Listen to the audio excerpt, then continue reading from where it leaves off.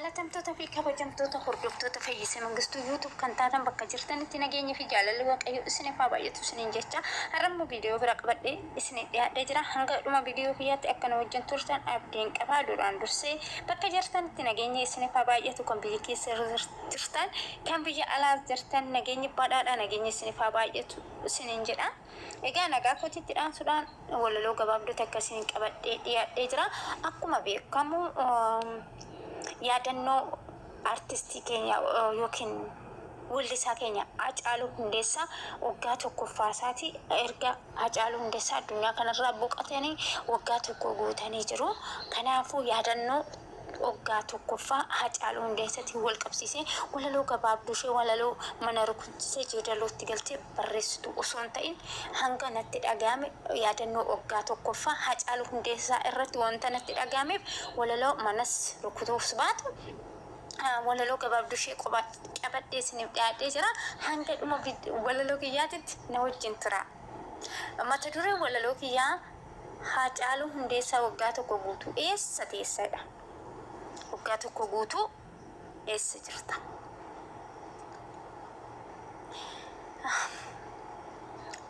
Wayyoo Hacee ilma Hundeessaa duuti kee baduu didenu keessaa goota Oromoo ati leencaa. Oromoo si barbaada eessa deemte ati eessa dhaqxe karamiin baate? Hacee garaa kee kutatte mana keetii baatee achumatti hafte mana keetii baatee achumatti hafte. Hacee himadhu maaloo nama si galaafate Oromoon kee roora'ee beera'ee atuu gootaa eenyumatu si tuqaa atuu gootaa eenyumatu si tuqee. Ati garaa jabaattu soddee hin dubbattu Oromoo jettee yeroo hunda kan kaattu har'a dhangalaatee biyyoon kan baattu har'a dhangalaatee biyyoo kan baattu. Hacee akkamiin dandeessee callistee ofsitee callistee lafa seentee morma kee abbaa kaayyoo cunqulaaste. Hacee biyyoo ati safuu hin beektu. Hacee goota Oromoo kan nyaattu maaliif garuu akkamiin sitti tole? Hacee Hundeessaa hunduma wal qixxeessaa isa lammii jaalatu kan biyyaaf yaadu hayyuu hunda beeku ifa Oromiyaa dungoo dukkanaa qilleensa dhamsee nu jala. Dungoon nu jalaa dhaamnan osoo hin beekini nutti dukkanaa'ee guyyaan halkan ta'e akkamiin ifa argannaa kuni gaafii hunda keenya. Akkamiin ifa argannaa kuni gaafii hunda keenya.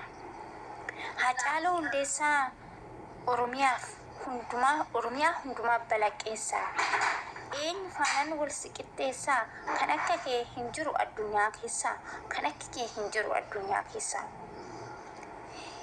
Yaa biyyoo mee gaaffii dhiyeessaa naa deebisuu dandeessaa?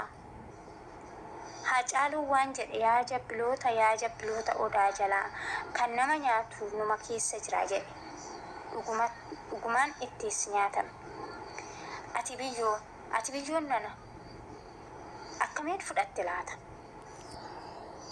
Kan nama nyaatu kan nama sobu kan hatu kan biyya onsu halbee qabatee kan nama balleessuuf deemu kan biyya ofii gadi qaqqabu kan guddina namaa dhorku kan ganuu hiriyaa fi firaa fakkaate kaleessa dhimmaaf yoo bahe booda si dheessa.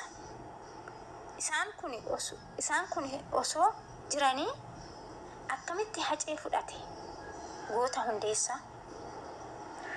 Isaan kanneen kana hoo mee ni dandeessaa? Hacee jirra jetta Oromoon kan Hacee jirra jetta Oromoo kan jajjabeessitu jeedaloo keetinis walaloo keetinis har'a maaltu gale harka kee marattee kan Oromoo jalaa callistu wayyoo.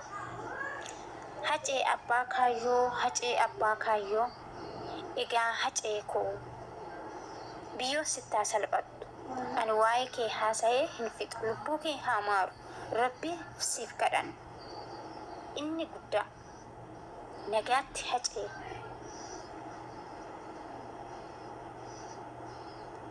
nagaatti hacee garaanu nyaatta nagaatti hacee garaanu nyaatta qopheessituu walaloo kanaa ana fayyisee mangistuu wanna dhaggeeffattaniif galatooma.